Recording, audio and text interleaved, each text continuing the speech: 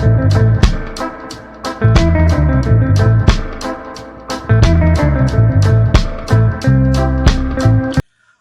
Hello, வணக்கம். எல்லாரும் எப்படி இருக்கீங்க? நல்லா இருக்கீங்கன்னு நம்புறேன்.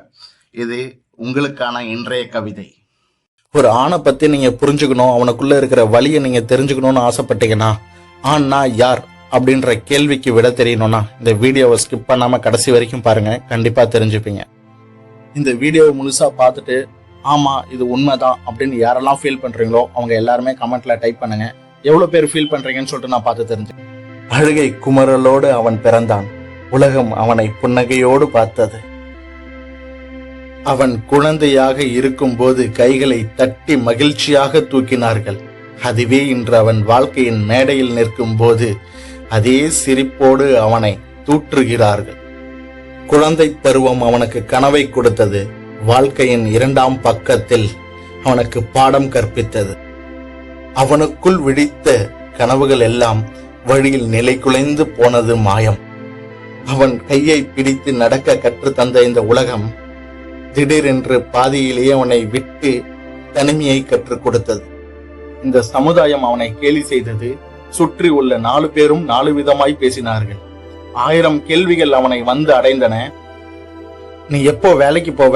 எவ்வளவு சம்பளம்? எப்போ கல்யாணம்? எப்போ உனக்கு பொறுப்பு வரும்? ஏன் இன்னும் உயரல?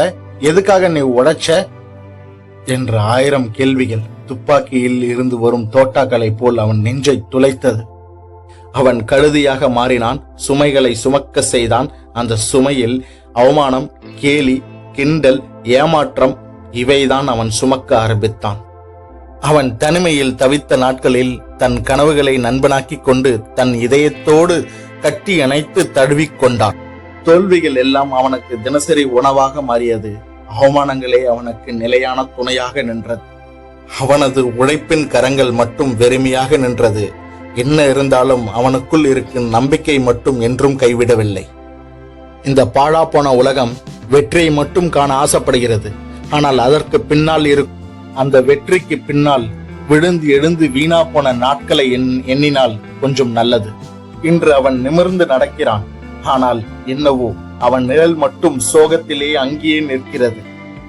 அவனுக்கு விழுகும் அடிகளோ பல இருந்தும் ஒவ்வொரு முறையும் அவன் எந்திருக்கிறான். தனிமையிலே தன்னை தேடியும் கொள்கிறான். தண்ணீருக்கு பதிலாய் என் கண்ணீரையே குடித்த மனசு இன்னும் என் நம்பிக்கையே எனக்கு கடவுளாகி நின்றது. நம்பிக்கையை மட்டும் மனதில் சுமந்து கொண்டு அழுத இரவுகள் எத்தனை. அந்த இரவுக்கே அது வெளிச்சம். வெற்றியோ தோல்வியோ அது வார்த்தைகளில் இருந்து வரும் வெறும் ஒளிதான். உழைப்பே அவனது அடையாளம்.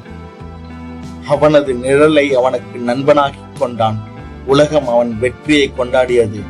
ஆனால் பாவம் அவனது வாழ்வின் ஆணி வேரை மறந்துவிட்டது. இன்று அவன் உச்சத்தில் இருக்கிறான். அவனை பார்த்து கொண்டாடுகிறது இந்த சமூகம்.